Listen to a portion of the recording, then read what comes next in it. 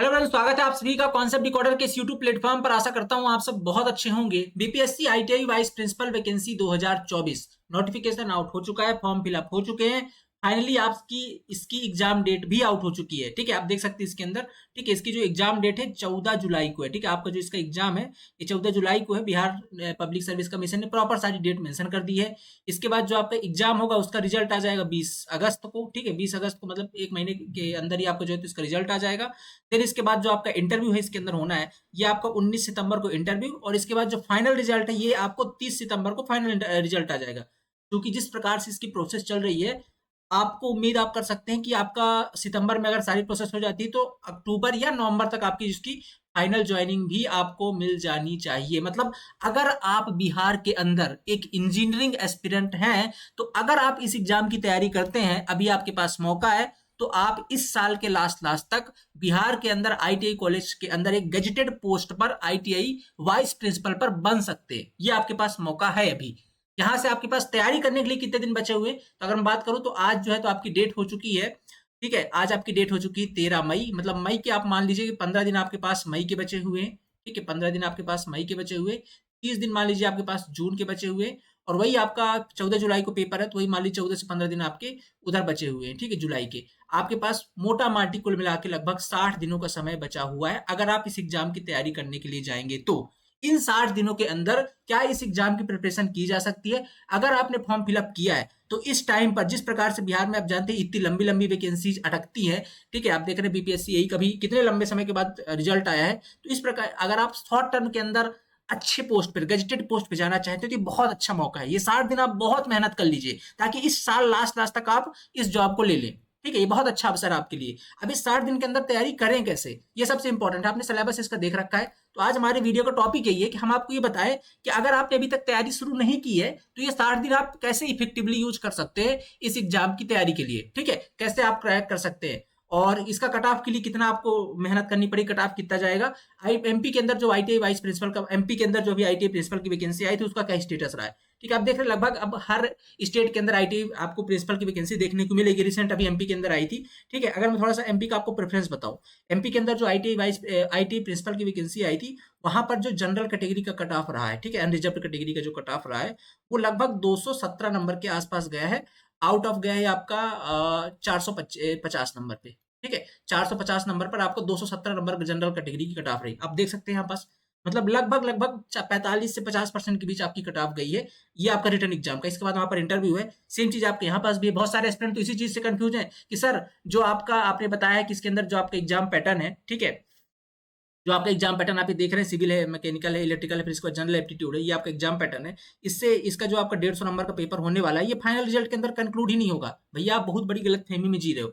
ये 150 में से आपकी पहले शॉर्ट लिस्टिंग होगी, पर जब आपका फाइनल सिलेक्शन होगा तो जितने आपने मार्क्स यहाँ से गेन करें हैं, ठीक है, इसके बाद जो आपके बीटेक के मार्क्स हैं, आपके एक्सपीरियंस के मार्क्स हैं, आपके एमटेक के मार्क्स हैं, ठीक है, और इन चीजों को ऐड करके ये वाला मार्क्स भी ऐड किया जाएगा। तो ये जो मार्क्स है आपके फाइनल सिलेक्शन में बहुत इंपॉर्टेंट रहने वाले हैं। ठीक है, तो ये मार्क्स भी यहाँ पर ऐड होंगे। तो ये सब मिला करके आपकी जो है तो फाइनल लिस्ट बनाई जाएगी। ओके, तो ये मार्क्स भी आपके ऐड होंगे। थोड़ा सा अपन इसके बारे में बात करते हैं कि 60 दिन आपको किस तरीके से इफेक्टिवली यूज करने हैं और किस तरीके से आप तैयारी कर सकते हैं। जहां पर भी सिलेबस जनरल इंजीनियरिंग का आता है ना, आप अगर एमपी के अंदर की बात करें तो वहां पर भी आपका जनरल इंजीनियरिंग था सिलेबस के अंदर। एक सब्जेक्ट एक्स्ट्रा था वहां पास, वोकेशनल एजुकेशन, ठीक है, जो यहाँ पास अभी नहीं पूछा गया है। और जैसे यहाँ पास 50% जनरल एप्टीट्यूड के, वहां पास एमपीजी के था। ठीक है, वहां पास आपका एमपीजी के था। तो लगभग लगभग सिलेबस सेम ही है, कुछ अंतर है नहीं, और कट ऑफ आप देख ही सकते हैं। तो जब भी ऐसे तीनों सब ब्रांच के पेपर आते हैं, जनरल इंजीनियरिंग आती है, वहां पर कट ऑफ कम ही जाता है। क्योंकि आप कितना भी पढ़ लीजिएगा आप दूसरी ब्रांच का 100% अटेम्प्ट नहीं कर पाओगे। केवल आपकी बात नहीं कर रहा हूँ, जो भी एस्पिरेंट इसके अंदर बैठेंगे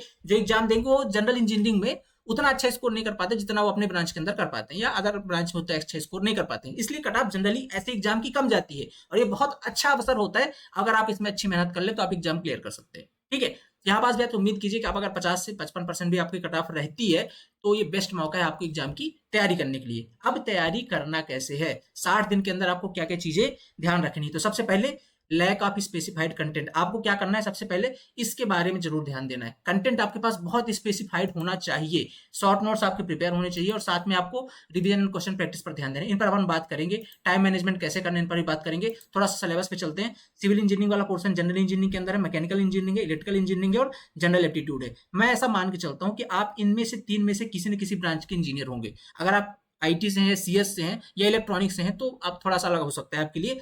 बाकी मोस्टली जो एस्पिरेंट है वो इन्हीं तीन ब्रांच में से किसी न किसी ब्रांच के एस्पिरेंट्स हैं, ठीक है।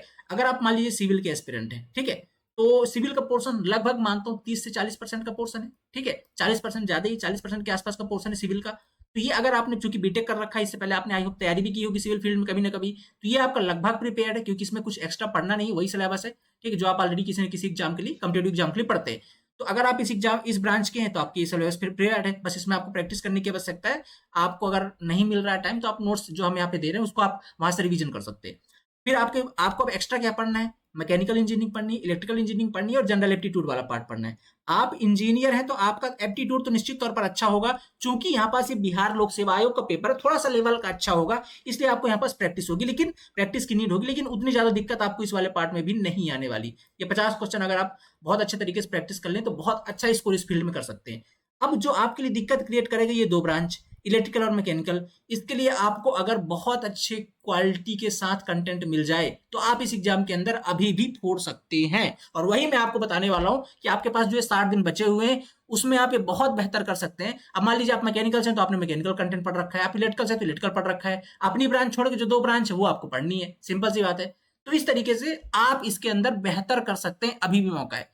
आप किस तरीके से तैयारी करेंगे, मान लीजिए सपोज आपने कॉन्सेप्ट डिकोडर का, आप जानते हैं हमने चाणक्य बैच लॉन्च किया हुआ है, ठीक है, चाणक्य बैच लॉन्च किया हुआ है, इसके अंदर हमारी बेस्ट टीम है जो आपको गाइड कर रही है। आप उसको ज्वाइन करते हैं, मान लेता हूँ 1 मिनट के लिए, तो आपको किस तरीके से पढ़ना है वहां पर आपको क्या करना है, सारे ब्रांच के आपके लेक्चर मिल जाएंगे आपको जो आपकी सेल्फ ब्रांच है, ठीक है, उसके आप लाइव क्लास ना देखें तो बेहतर। क्यों? क्योंकि लाइव क्लास देखेंगे थोड़ा सा ज्यादा टाइम वेस्ट होगा, ठीक है, ज्यादा टाइम लगेगा आपको लाइव क्लास में कवर करने में।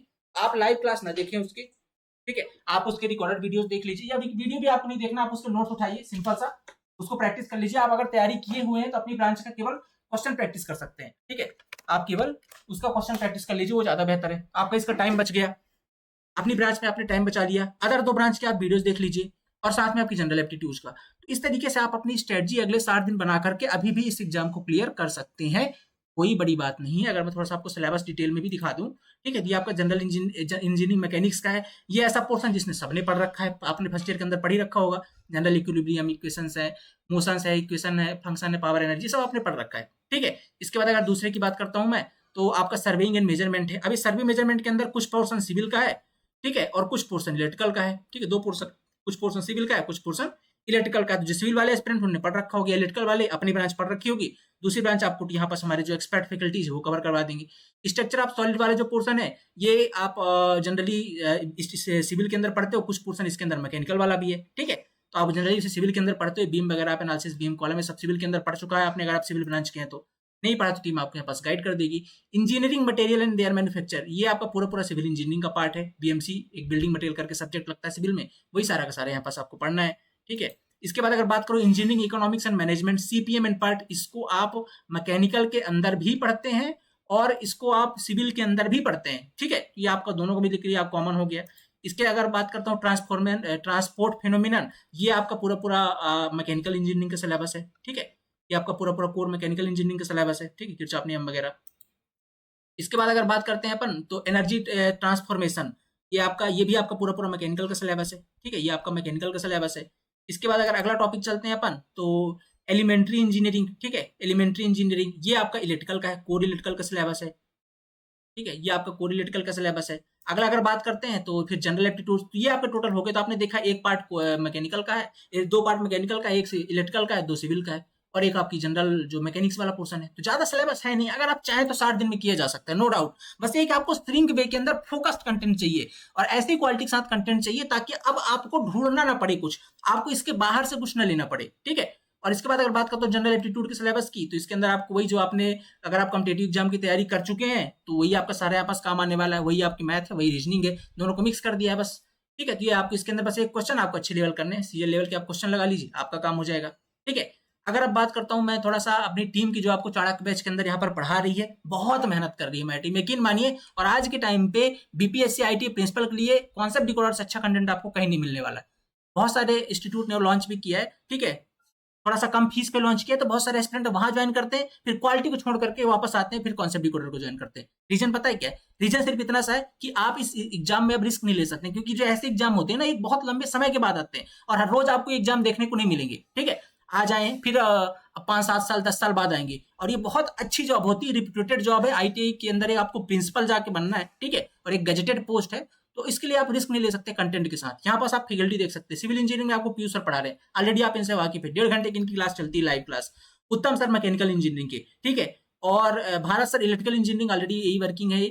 और एक और अभी हमारी टीम में जुड़े हैं इलेक्ट्रिकल इंजीनियरिंग के लिए, कैसर हफीज सर। मुझे ऐसा लगता है कि अगर आप इलेक्ट्रिकल इंजीनियरिंग से हैं, तो ऐसा अगर आपने कभी एग्जाम की तैयारी करी, तो आप ऐसा हो ही नहीं सकता कि आप कैसर हफीज सर को ना जानते हो, ठीक है? फॉर्मर आईएएस हैं, अभी थे आईआर रैंक 2, ठीक है? लगभग 25 साल से ज्यादा का इनका टीचिंग एक्सपीरियंस है, बहुत लंबे समय से पढ़ा रहे हैं। इलेक्ट्रिकल की सबसे शानदार फैकल्टी है, हमने उनको भी आपके लिए मैदान में उतार दिया। भाई देखो, किसी भी प्रकार का कहीं पर भी आपका गाइडेंस कम नहीं होना चाहिए, हर तरीके से आपको एक बेस्ट से बेस्ट कंटेंट हम आपको यहाँ पास प्रोवाइड कर पाए। कुछ सब्जेक्ट भारत सर ने ऑलरेडी कवर कर दिया है, कुछ सब्जेक्ट इलेक्ट्रिकल के आप कैसर हफीज सर कवर कर रहे हैं, ठीक है?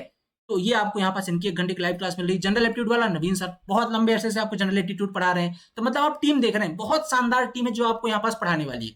हाँ, अब एक कंसर्न था बहुत सारे एस्पिरेंट्स का लंबे समय से, ठीक है? कंसर्न ये था कि सर आपके यहाँ पे सारी लाइव क्लास चलती है, हम हैं जॉब वाले, हमको ऐसा दीजिए, और हमारे पास अभी समय कम है क्योंकि 4 दिन का टाइम बचा है, तो यहाँ से हमको लाइव क्लास नहीं चाहिए, हमको चाहिए रिकॉर्डेड बैच कंप्लीट, जिसके अंदर हम क्या कर पाए, हम अपने हिसाब से कंटेंट पढ़ पाए। भैया हम सिविल के, मुझे सिविल पढ़ने की आवश्यकता नहीं, मैं केवल रिकॉर्डेड सेशन देख लूँ, नोट्स उठा के रिवीजन कर लूँ। और एक चीज और ध्यान रखिएगा, जैसे ये क्लास चल रही, सिविल की हो गई, इलेक्ट्रिकल की हो गई, मैकेनिकल, किसी की भी हो गई, इसके प्रॉपर हैंड रिटन नोट्स हमारी टीम आपको बना के प्रोवाइड करेगी। मतलब आपको सिंगल नोट्स भी नहीं बनाने, आप अगर चाहें तो उसका प्रिंट आउट निकाल लें। आप पहले अगर चाहें कि मैं नोट्स रख के फिर पढ़ूं, आप नोट्स प्रिंट आउट कर लीजिए फिर पढ़िए, मतलब सबके सब सुविधा उपलब्ध है। इसके बाद आपको एमसीक्यू करनी, पूरी की पूरी एमसीक्यू विद सॉल्यूशन सहित पीडीएफ मिल रही, आपका कंप्लीट हो जाए सब्जेक्ट, टेस्ट सीरीज मिल रही, आपको कोई डाउट है टीचर आपके पास अवेलेबल है। मतलब एक पूरी की पूरी हैंड होल्डिंग टीम जो आपके साथ खड़ी है आपके सिलेक्शन के लिए। बस आपको मेहनत करनी है कि ये जो 60 दिन बचे हैं, अगर आप इस साल ये सपना रखते हैं इंजीनियरिंग एस्पिरेंट होकर के कि मुझे इस साल तक बिहार के अंदर एक बहुत अच्छी रिप्यूटेड जॉब चाहिए, तो इससे अच्छा मौका नहीं। आप जानते हैं बीपीएससी की वैकेंसी आने वाली, लेकिन अब उसमें इतना लंबा समय लग जाता है, पेपर हुआ, फिर उसमें 6 पेपर होते हैं, फिर उसका इंटरव्यू, फिर रिजल्ट, मतलब एक लंबा प्रोसेस चलता है, ठीक है? 6 पेपर फिर रिजल्ट, एक लंबा प्रोसेस है, ज्वाइनिंग तक बहुत लंबा टाइम लगता है। यहाँ पर आपको 1 पेपर, 1 इंटरव्यू, बाकी आपके जो मार्क्स हैं, और इसके बाद सीधा आप इस साल के लास्ट तक जॉब ले सकते हैं। क्या इससे अच्छा अवसर आपको बिहार के अंदर दोबारा मिल सकता है? अगर जवाब नहीं है, नहीं मिल सकता, तो फिर तैयारी कर क्यों नहीं रहे? क्यों इस टाइम को आप वेस्ट कर रहे हैं? 60 दिन बहुत होते हैं, सफिशियंट। अगर आप पर डे के 7-8 घंटे भी पढ़ सकते हैं ना, तो आप एग्जाम को इजिली क्लियर कर सकते हैं, क्योंकि इस एग्जाम के अंदर मैक्सिमम जॉब वाले एस्पिरेंट तैयारी कर रहे हैं, और जो एस्पिरेंट है, ठीक है, ऑलरेडी जॉब के अंदर उनको उतना टाइम नहीं मिल पा रहा, आप ज्यादा टाइम दे सकते हैं। जॉब वाले तो भी आप यहाँ पास एफर्ट लगा सकते हैं, थोड़ा स्मार्ट स्टडी करनी है। कैसे? अपनी ब्रांच का नोट से रिवीजन कर लीजिए, प्रैक्टिस कर लीजिए, वहां पर टाइम मत दीजिए, ऑलरेडी पढ़ा हुआ है। दूसरी ब्रांच के जो है, जैसे मैकेनिकल है, इलेक्ट्रिकल है, अगर आपकी ब्रांच सिविल है तो उनकी ब्रांच की वीडियोस देख लीजिए, एप्टीट्यूड प्रैक्टिस कर लीजिए, और जो प्रैक्टिस सेशन हम आपको प्रोवाइड कर रहे हैं, प्रैक्टिस सीट दे रहे हैं, उसको 4-5 बार लगा दीजिए। एक सिंगल एमसीक्यू बाहर से लगाने की आवश्यकता नहीं है, सब हमारी एक्सपर्ट टीम एक एक चुन चुन के आपको दे रही है कि ये क्वेश्चन आपको डायरेक्टली एग्जाम में भी देखने को मिले। इससे अच्छा क्या ही कर सकते हैं बताइए? इतनी मेहनत हो रही है। हाँ, बहुत सारी टीम की एस्पिरेंट की क्वेरी थी, सर हमको चाहिए रिकॉर्डेड बैच, ताकि हम अपने हिसाब से कंटेंट को पढ़ पाए, हमको जो है तो अपने हिसाब से हम अपने स्ट्रेटजी बना पाए, हमको कंटेंट एक साथ चाहिए। तो आपकी डिमांड पर, हाँ ठीक है, हमने चाणक्य का कंक्लूजन वर्जन लॉन्च किया है, चाणक्य द कंक्लूजन, ये आज ही लॉन्च हो रहा है, ठीक है? इसके अंदर 60 दिन स्पेशल बैच है हमारा, ठीक है? ये इसकी फीस भी कम कर दी, कुछ लोग को फीस का इशू था। कंप्लीट रिकॉर्डेड बैच है, एक सिंगल लाइव क्लास आपको इसके अंदर नहीं मिलेगी। लास्ट में जो आपके डाउट्स होंगे वो आप पूछ सकते हैं, लाइव दौर करवा देंगे डाउट के लिए। अभी इसके अंदर कंप्लीट रिकॉर्डेड बैच है, एक साथ आपको सारा का सारा कंटेंट मिल जाएगा, आप उनको पढ़िए, अपने नोट्स भी नहीं बनाए, नोट्स भी आपको सारे मिल जाएंगे, फटाफट आप उनको स्पीड में बढ़ाकर लेक्चर फिनिश कर लीजिए। आप रिकॉर्डेड लेक्चर देख करके अपने फटाफट सिलेबस फिनिश कर लीजिए और अपनी प्रैक्टिस कीजिए, आपका सिलेबस जल्दी फिनिश हो जाएगा। क्या इसके अंदर क्वालिटी है? लेटेस्ट वीडियो लेक्चर आपको, लेटेस्ट मतलब अभी जस्ट जो हमारा बैच रनिंग है चाणक्य वन, उसके वीडियोज है, तो मतलब ये भी नहीं कि आपको बहुत साल पुराना, अभी जो चल रहे हैं बैच उसी की रिकॉर्डेड वीडियोज है। 5000 ज्यादा एमसीक्यू सोल्यूशन हम खुद आपको दे रहे हैं पीडीएफ के फॉर्म पे। Test series as per exam pattern हम प्रोवाइड करेंगे इस बैच में भी, नोट्स एंड पीडीएफ हम आपको खुद बनवा के दे रहे हैं, यहाँ पर भी आपको नहीं एफर्ट लगाने। डाउट सेशन भी आपकी टीम फैकल्टी टाइम टाइम पर लेगी। इससे बेहतर अब आपके लिए 60 दिन से अच्छा और कुछ नहीं हो सकता। अगर आप अब भी सोच रहे हैं, अब भी एफर्ट नहीं लगा रहे, तो माय डियर ये मौका आपके हाथ से छूट रहा है। और अगर आप इंजीनियरिंग में एक अच्छी जॉब की उम्मीद रखते हैं कि आप साल 1.5 साल के अंदर एक अच्छी सरकारी नौकरी बिहार के अंदर एज अ इंजीनियरिंग पोस्ट ले पाए, एज अ गेजेटेड पोस्ट ले पाए, तो इससे अच्छा मौका अब तो नहीं मिलने वाला। अगर आप भी सोच रहे हैं तो फिर मुश्किल होगी अब आपके लिए जॉब लेना, क्योंकि अगर आप टारगेट कर रहे हैं बीपीएससी एई का। हाँ, एक चीज और बता दूं, हमारा एक कोर्स है बीपीएससी एई प्लस आईटीआई वाइस प्रिंसिपल, आप इसको भी ज्वाइन कर सकते हैं। जनरल इंजीनियरिंग सेम है, इसमें पढ़ लीजिए, बाद में जो सिविल का कंटेंट है बीपीएससी एई के लिए वो हम आपको प्रोवाइड कर देंगे। अगर आप तैयारी करने के लिए सोच रहे हैं ना, बीपीएससी एई की बात करूं चाहे आईटीआई प्रिंसिपल की, फिलहाल तो बात कर रहा हूं आईटीआई वाइस प्रिंसिपल की, 60 दिन जो बचे हैं, इससे अच्छा अवसर अब नहीं मिलने वाला है। नोट कर लीजिए इस बात को। जब ये वैकेंसी आउट हो जाएगी, रिजल्ट आ जाएगा, जिनकी ज्वाइनिंग हो जाएगी, आपके आसपास के लोग सेलेक्ट होंगे, तब आपको इसे यकीन होगा कि यार काश उस टाइम पे अपन ने मेहनत कर ली होती, तो आज हम भी एक सरकारी नौकरी बिहार के अंदर गैजेटेड पोस्ट पर लेकर बैठे होते। ठीक है, अभी 60 दिन आपके पास बचे हुए हैं। फीस ऑलरेडी इसकी कम कर दी गई है, जो पहले आप देख रहे थे उस पर भी आपको 20% का कूपन कोड मिल जाएगा। कहां से मिलेगा कूपन कोड, मैं आपको नंबर बता देता हूं। ये नंबर है हमारे, ठीक है, ये हमारे कॉलिंग नंबर हैं, आप इसको एक बार देख सकते हैं। ठीक है, आपको ये बैच मिलेगा कहां पर, आपको 10वीं आपको गूगल प्ले स्टोर पे जाना है। ठीक है, गूगल प्ले स्टोर पे जाना है, वहां पर सर्च करना है कॉन्सेप्ट डिकोडर। ठीक है, क्या सर्च करना है, कॉन्सेप्ट डिकोडर ऐप, उसको डाउनलोड कर लेना है। अगर आप लैपटॉप पे सर्च करें तो ये आप सर्च कर सकते हैं, उसमें आपका ये हमारा यूआरजी कोड है, इससे आप लॉगिन कर सकते हैं।